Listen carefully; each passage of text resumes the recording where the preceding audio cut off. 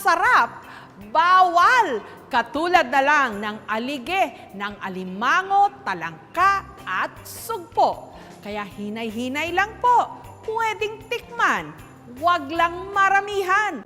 Sa mga mahilig sa alimango, alimasag at talangka, higit pa sa laman, ito talaga ang habol, ang bumubungad pagtuklap ng shell. Kulay kahel, maalat-alat, masarap isawsaw sa kalamansi at sili. Pares sa mainit-init na kanin, putok, batok. Pero aligaga pa rin ang lahat na matikman. Alige! Isa sa mga pangunahing pinagkukunan ng alige sa Sasmuan sa Pampanga, ang talangka. Sakay ng bangka na kung tawagin, Jacusan o Biacusan, bumiyahe ang aming team ng 1 oras kasama si Mang Pablo para marating ang bahagi ng ilog kung saan may mga biyakos, ang tawag nila sa mga kawayan na nakabaon sa ilog. Umpisa nito, hintayin mong gumalaw yung agos, pakate. Isasabit mo yung lambat, ilalagay mo dun sa may lagyan nila. Habang umaagos, mahanod yung lambat. Didiin mo na yung pailalim. Pangalawa naman, nasa itaas, kaya bubuka yung lambat. Pag agos ng tubig, lahat ng klaseng lamang dagat pwedeng mahuli. Iniwan nilang mga ito ng buong magdamag at saka binalikan nung nag-low tide para hanguin ang mga nahuling talangka. Ang mga talangka ibabagsak sa palengke. Umaga pa lang, tumutungo na ang magpupusit na si Nanay Patricia sa palengke para mamakyaw ng mga talangka.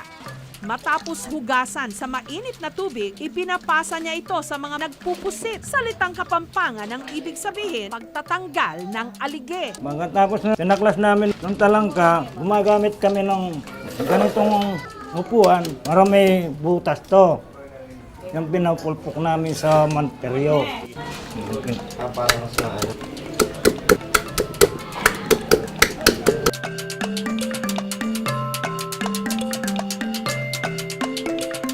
Madalang mo naman magsusugatan kami. Kasi yung pinapiga namin, malalambot na kasi yung katawan. Ang isang baldeng talangka, kakakuha lang ng 6 to 7 kilos ng alige. Ginagawa nila ito, crab paste. Nagsimula ako sa buy and sell ng talangka, yung buhay. Sinabi nila, bakit ka nagbabuy and sell? Sabi sa akin, bakit hindi ka na lang magpusit ng talangka? Purong-puro ang kanilang crab paste na metikuloso rin ang paggawa. Sa paghahalo pa lang, inaabot na ng 2 hanggang 3 oras. Hanggat may tumatalamsik na tubig o mantika, kailangan wag mo munang patayin yung kalang. Parang nagtingano ka lang ng kalamay nun.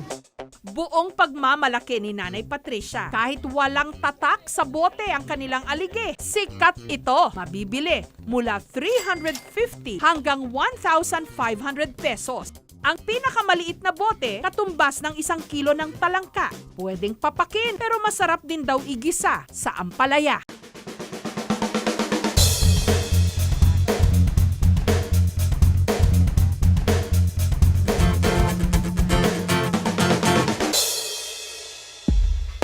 Ang sarap ng pagka-kombinasyon ng pait ng ampalaya at yung ligi ng talangka. Manyaman.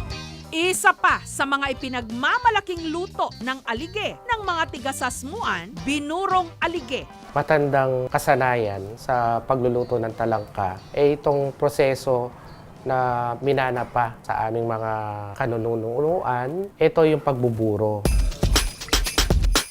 Aasinan siya, ang purpose natin para ito ay magsuka or maglaway pa at tanggalin ang kanyang lansa. Hugasan ulit.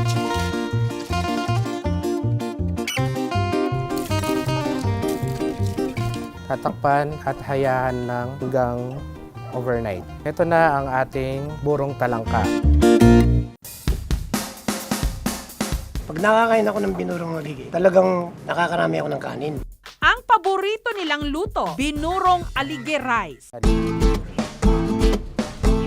Pag naging matingkad na yung kulay at nagmantika na ang ating aligi, kailangan na natin siyang squeeze ng lemon.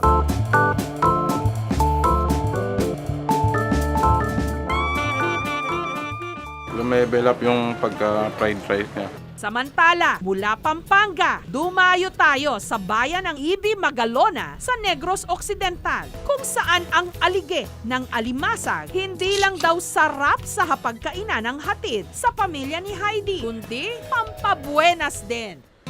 Naglalako lang daw ng alimasag noon ang kanyang pamilya at para hindi masayang ang mga alige sa kanilang mga alimasag, ibinenta na rin nila ito. Ginakuha namin, ginakilo man namin sa mga pickers, tapos ginaluka lang namin. Marami ang nagabili ng mga aligi kasi mura lang yun ang aligi. Ang binta namin, 100 per kilo. Dahil perfect combination ng negosyo nilang crab meat at alige, lumago ito. Ang kanila raw crab meat, export quality. Kaya kung dati, nagsimula lang sila sa isang maliit na kubo, ngayon, meron na silang sariling planta. Sobra yung binigay na ni Lord. Hindi ako makapaniwala nga madating ko ngayon. Yung hindi ko natikman ko. Nakapunta na ako ng Hong Kong, Singapore, Malaysia, Thailand. Sa mga ayaw ng karne ng baboy, ito raw ang perfect substitute para sa lumpia.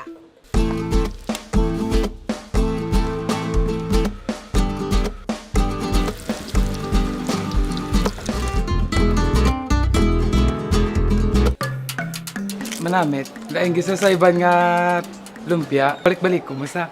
Pero ang talaga raw pamatay ang kanilang relleno con alige.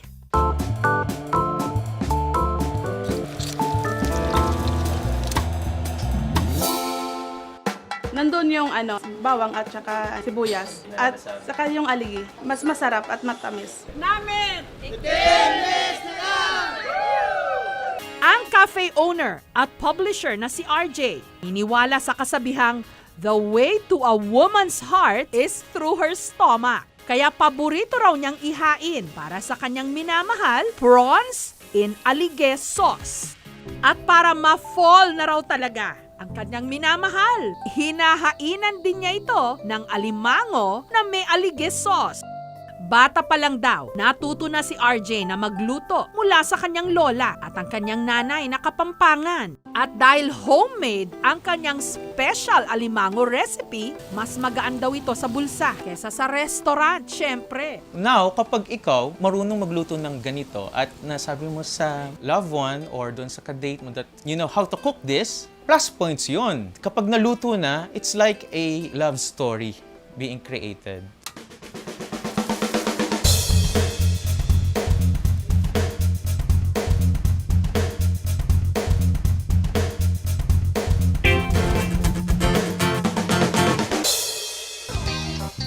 Masarap siya. Lasang-lasa yung alige. Nagko-compliment dun sa manamis-namis na lasa ng hipon.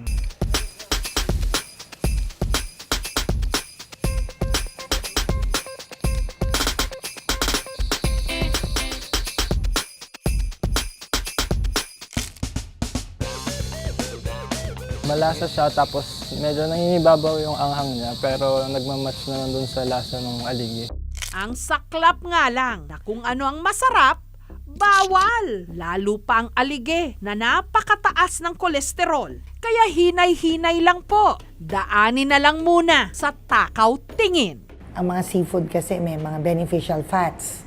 Kaya kung i-compare mo ang cholesterol ng alige sa cholesterol ng atay, mas good ang alige. Pero kapag tayo ay nag-consume ng beyond 300 milligrams per day, pwedeng tumaas ang blood cholesterol levels natin. Karoon tayo ng deposits sa loob ng arteries natin na pwedeng mag-harden at maging cholesterol plaque at maging cause in the future ng heart attack or stroke. Huwag yung papapakin mo isang bote kasi lalampas ka sa recommended cholesterol intake per day, kaya moderation lang. Pasensya na rin po kung ginutom namin kayo at tinakam.